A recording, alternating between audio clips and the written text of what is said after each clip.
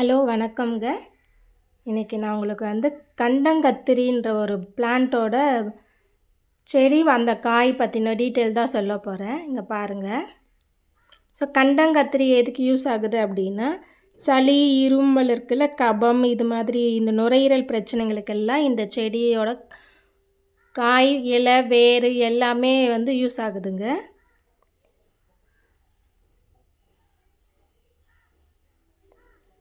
இது நமக்கு மழை டைம்லலாம் இந்த சளி ஜாஸ்தி வரும். அந்த டைமில் இந்த காய் பறித்து நம்ம நார்மலாக கத்திரிக்காயெல்லாம் நம்ம எண்ணெய் கத்திரிக்காய் செய்வோம் இல்லையா, அந்த மாதிரி செய்யலாங்க. ஸோ இதில் விதை இருக்கும் இடையில். இந்த சுண்டைக்காயெல்லாம் எப்படி விதை இருக்குமோ அதே போல் தான் இதுலேயும் இருக்கும். ஸோ அந்த விதையெல்லாம் கம்ப்ளீட்டாக ஃபுல்லாக எடுத்துடணுங்க. எடுத்துகிட்டு கொஞ்சம் கசப்பாக இருக்கும். ஒரு 4 முறை நல்லா வாஷ் பண்ணிவிட்டு கொஞ்சமாக புளியில் கொஞ்சம் ஊற வச்சுட்டு, அதுக்கப்புறமா நம்ம ரெகுலராக நம்ம நார்மல் கத்திரிக்காய் எப்படி செய்வோமோ அந்த மாதிரி செஞ்சோம் அப்படின்னா நல்லாயிருக்குங்க. கசப்பெல்லாம் இருக்காது. இது நாங்களுமே ட்ரை பண்ணியிருக்கோங்க. கோவிட் டைம் எல்லாம் செஞ்சு சாப்பிட்டு இருக்கோம். இங்கே பாருங்கள், கத்திரிக்காய் மாதிரியே இருக்குங்க. கத்திரிக்காய் பிஞ்சு எப்படி இருக்கும் அதே போல் இருக்குது பாருங்கள். ஸோ இது கத்திரிக்காயோட ஒரு வகை தான் இது. இது நம்மெல்லாம் பயிர் வைக்க முடியாதுங்க. அது இயற்கையாக வளருது. இங்கே பாருங்கள் எவ்வளோ அழகாக இருக்குன்னு.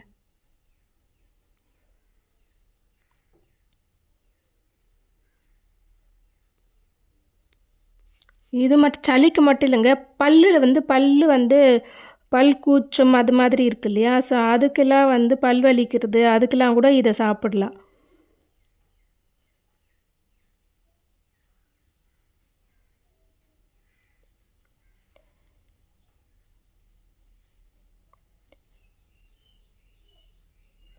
கொஞ்சம் முள்ளாக இருக்குங்க. கொஞ்சம் கையில் குத்தும். ஸோ அதை பார்த்து நான் எடுத்துக்கிட்டு இருக்கேன்.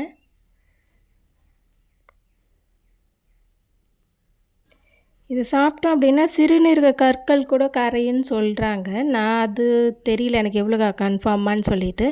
ஆனால் இந்த சளி ப்ராப்ளம் இருக்குது கண்டிப்பாக எடுக்குதுங்க. ஏன்னா அதை நாங்கள் சாப்பிட்டுருக்கோம் கோவிட் டைமில். ஸோ கோவிட்லேருந்து இப்போ வரைக்குமே நாங்கள் கிடைக்கும் போதெல்லாம் எடுத்துக்கிட்டு தான் இருக்கோம். ஸோ இந்த இலை எல்லாமே கட் பண்ணி கஷாயம் மாதிரி போட்டு சாப்பிட்றாங்க. ஆனால் நாங்கள் அது மாதிரி செஞ்சு சாப்பிட்டதில்ல. காய் தான் பறித்து சாப்பிட்டுட்டு இருக்கோம்.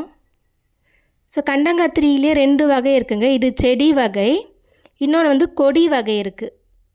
ஸோ நான் உங்களுக்கு கொடி வகை கிடச்சிதுன்னா நான் அதுவுமே உங்களுக்கு காட்டுறேன்.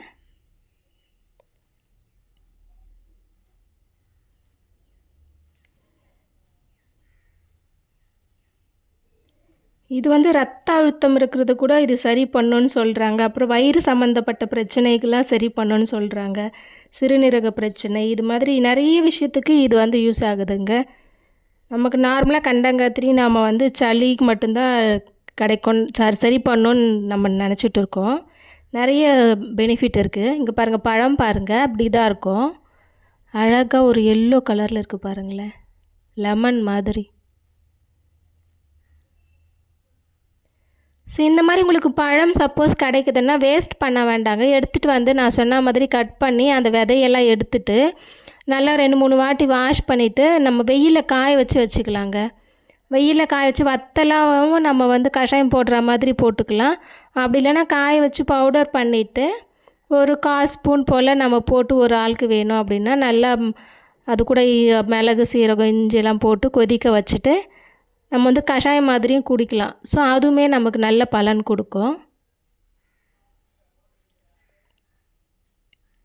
பூ பாருங்கள், கத்திரி பூ மாதிரி தான் இருக்குது ப்ளூ கலரில்.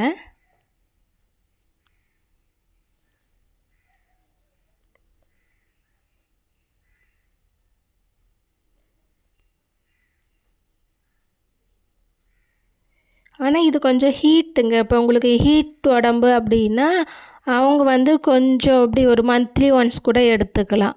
ரெகுலராக அடிக்கடிக்கு சாப்பிட்லன்னா கூட எப்போவாவது உங்களுக்கு சீசன் டைம் உங்களுக்கு எப்போ வேணுமோ அந்த மாதிரி எடுத்து வச்சுக்கலாம்.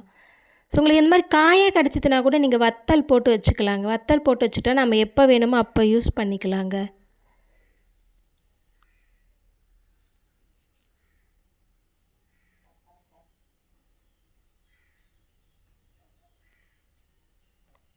இங்கே பாருங்கள் எப்படி இருக்குன்ட்டு.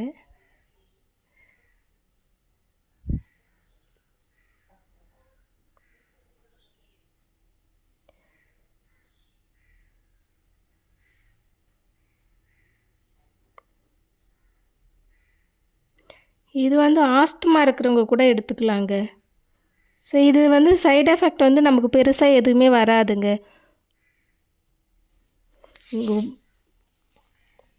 உங்களுக்கு ப்ரீத்திங் ப்ராப்ளம் இருக்குது, பல்வலி இருக்குது, இந்த வெள்ளை ஒரு புள்ளி இருக்கும் இல்லையா, வெண்புள்ளின்னு சொல்லுவாங்க, அது மாதிரி இருக்கிறதுக்கு எல்லாத்துக்குமே இது யூஸ் ஆகுதுங்க. ஸோ ஒரு பெனிஃபிட் மட்டும் இல்லைங்க. பாருங்கள், பறிச்சுட்டு வந்துட்டேன் அந்த செடியிலேருந்து தான். ஸோ எப்படி ஷார்ப்பாக இருக்குது பாருங்களேன் அந்த முள் எல்லாம். ஸோ பறிக்கவே கொஞ்சம் கஷ்டப்பட்டு தான் பறித்தேன்.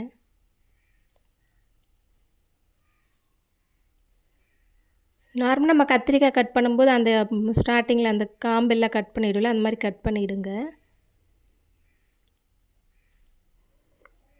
நான் சொல்லாத டீட்டெயில் உங்களுக்கும் தெரியுது இது பற்றினதுன்னா எனக்கும் ஷேர் பண்ணுங்கள், நானும் தெரிஞ்சுக்கிறேன்.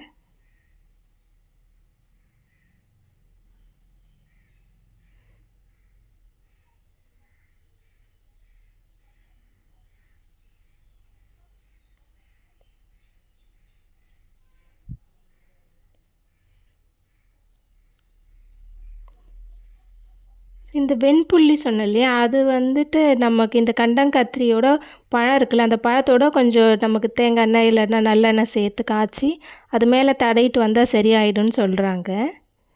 நம்ம இதனோட வேர் கூட எடுத்து கஷாயம் மாதிரி நிழலில் காய வச்சுட்டு கஷாயம் போட்டு குடிக்கலான்னு சொல்கிறாங்க. ஸோ அதெல்லாம் நான் இன்னும் ட்ரை பண்ணதில்லை. எங்களுக்கு இந்த காய் கிடைக்கிறதுனால அடிக்கடிக்கு நாங்கள் காய் தான் யூஸ் பண்ணிக்கிட்டு இருக்கோம். ஸோ கிடைக்காதவங்க அந்த மாதிரி செடி எடுத்துகிட்டு போயிட்டு ஃபுல் பிளான்ட் அந்த ஃபுல் செடியுமே நமக்கு வந்து பெனிஃபிட் தான்.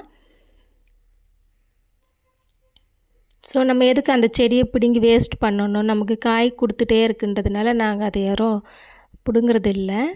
ஸோ இந்த பழம் பாருங்கள், நல்ல லெமன் மாதிரி இருக்குது அழகாக பார்க்குறதுக்கு.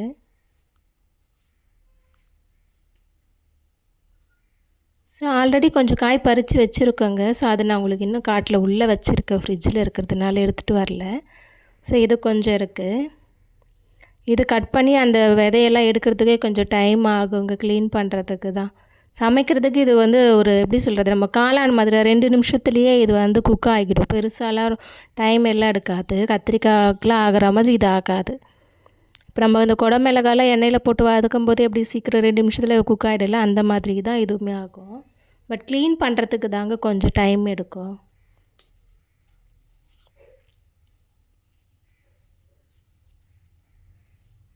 நல்லா கத்திரிக்காய் பிஞ்சு மாதிரி இருக்குது பாருங்கள் அழகாக.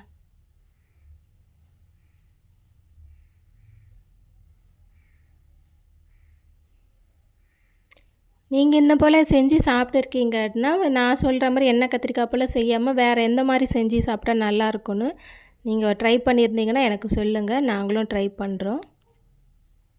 நீங்கள் ஃபஸ்ட் டைம் என்னோடய சேனலை பார்க்குறீங்கன்னா சேனலை சப்ஸ்கிரைப் பண்ணுங்கள், லைக் பண்ணுங்கள், ஷேர் பண்ணுங்கள், என்னோடய சேனலை சப்போர்ட் பண்ணுங்கள்.